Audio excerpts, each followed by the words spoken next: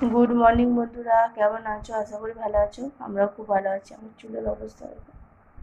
গরমের জন্য বিরক্ত লাগছে, যতটা তোলা যায় আর কি। গরমে কি অবস্থা।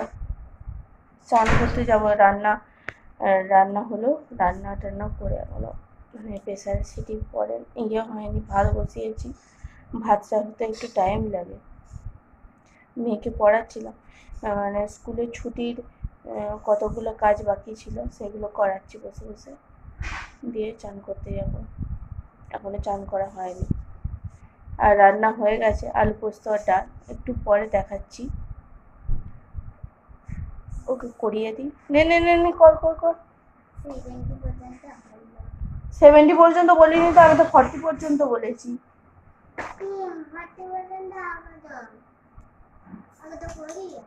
ঠিক আছে, চলো পরে কথা বলি। গুড ইভিনিং বন্ধুরা।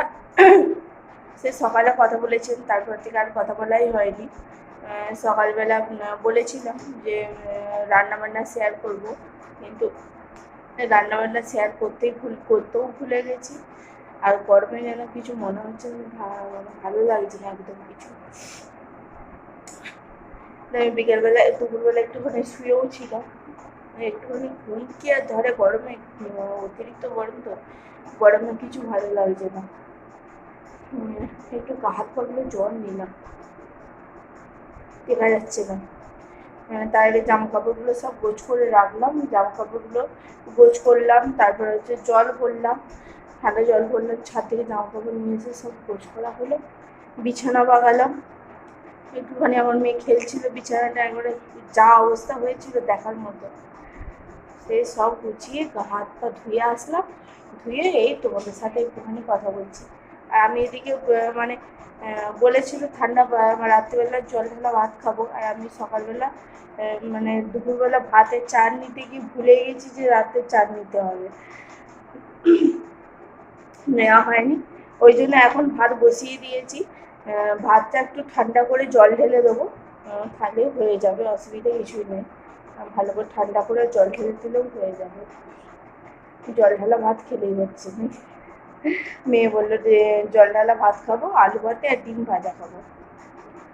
ঠিক আছে, চলো আবার পরে কথা হবে।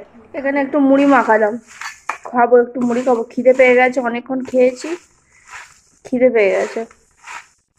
এখানে শশা পেঁয়াজ চানাচুর আম তেল লঙ্কা দিয়ে মুড়ি মাখিয়েছি, একটুখানি খাই। আর এই যে আম তেল আর শশা দিয়ে মুড়ি খাচ্ছে। আমার ভালো লাগে তাই খাচ্ছি।